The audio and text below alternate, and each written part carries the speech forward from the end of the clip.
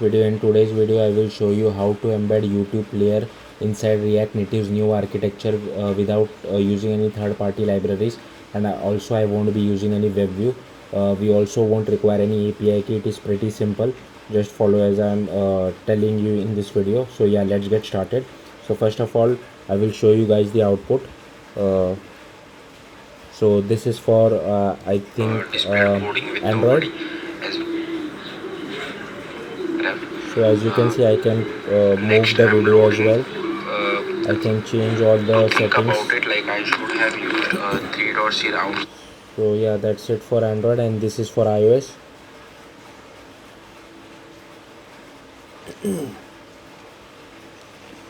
So as you can see, I am able to do all sorts of stuff which you can do inside a normal YouTube video, YouTube player.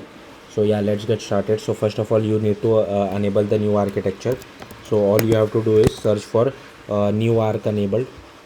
So for Android you will have to search for new arc enabled. So I will just tell you. So search for new arc enabled. Go to your React Native project and search for new arc enabled. Make this as true inside your gradle.properties. For iOS you will have to open terminal and then run this command. So this will enable the new architecture. cd to your iOS directory. Then we will be making use of Fabric native components. Now I have explained this many a times in my video, so I will jump directly to the code. So first what you have to do is go to the main Android folder, go to android manifest.xml, make sure you have the internet permission, go to build.gradle, and make sure you first of all go to this build.gradle, and here you will have to add Kotlin version as well as you will have to add class path. Next go to apps build.gradle, and here you will have to add implementation of Kotlin standard lib as well as apply plugin Kotlin Android. And from React Native version 72 onwards you will also have to apply this. Next what you have to do, open this Android folder inside Android Studio and go to the settings of Android Studio and make sure in build Gradle it is using Java version level.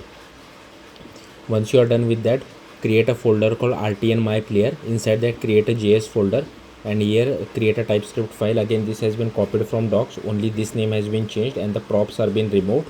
Next create a package.json file. Again this has been copied from docs, only this name has been changed, this has been changed, and this has been changed. Everything else remains the same.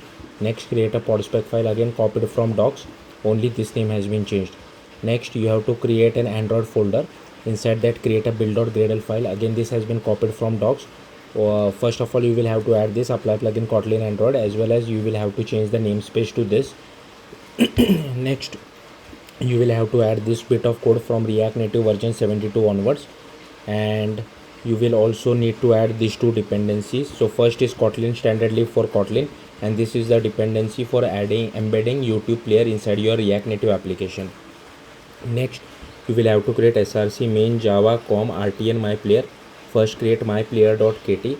so this is where our actual code will remain. So first what I have done is I have taken a linear layout, then I am taken a life cycle, and here we are initializing our linear layouts params.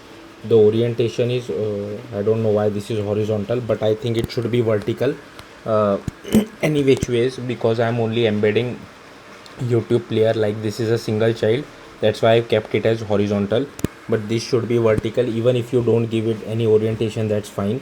And here we are initializing our YouTube player view, then adding it to our linear layout. Then we have to add this observer to your YouTube player view, because the YouTube player view is a heavy object. It takes some time to initialize. Once it is initialized, you will get this callback, and here you can just pass the video ID of your YouTube player and load this video, and it will start playing. Now how to get this video ID? So you can open any video. So suppose I have this video open. Now if I go to the URL, the thing which you see after the equal to sign is the video ID for your YouTube video. Okay, so yeah, that's it. Next what you have to do is go to your app.tsx. Now open your terminal, open your project inside the terminal, go to the root of your React Native project and then run this command. Once you run this, you will have to do cd ... So this will move you outside your React Native project. Then you will have to run this command, but in this command this is my project name, as you can see, rn app. So you will have to change it to your project name. This is RN app, this is RN app, this is RN app. Change it to your project name, and this is our folder name. So if you have changed name of folder name, change it accordingly. Next you will have to cd to the main Android folder, and I will tell you what command you will have to run. So cd to your Android folder, and then you will have to run this command. Once you run this command, cd to your iOS folder, and then run this command. So this will do code generation for both Android and iOS. Once you do that, you will have to also create my player sorry, I forgot completely about this. So before you run any of this command, I will quickly show you. Even if you have run this command, no worries.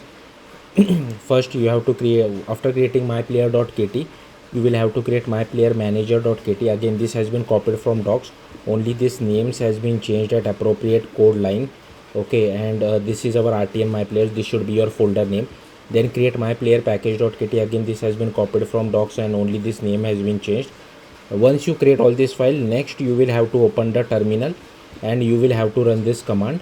Once you do that, you will have to do cd dot dot, then run this command. Make sure you change your project name over here, then cd to your iOS directory first, and then run this command. And for Android, you will what is this, you will have to again cd to your Android directory, main Android directory, and then run this command. Okay, after that, open your iOS directory. Don't open inside Xcode now, go to your pod file and then add this.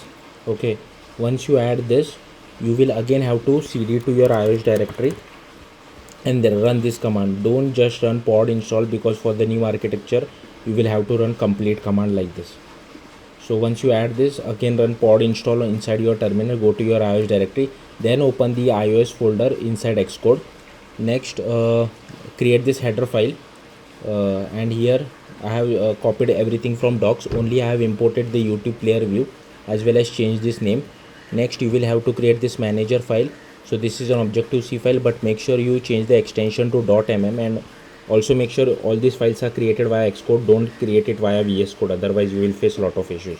Again, this has been copied from docs, only this name has been changed, this has been changed, and this has been changed. Next, create an Objective-C++ file, again change the extension to .mm, and again this has been copied from docs, only changes this name.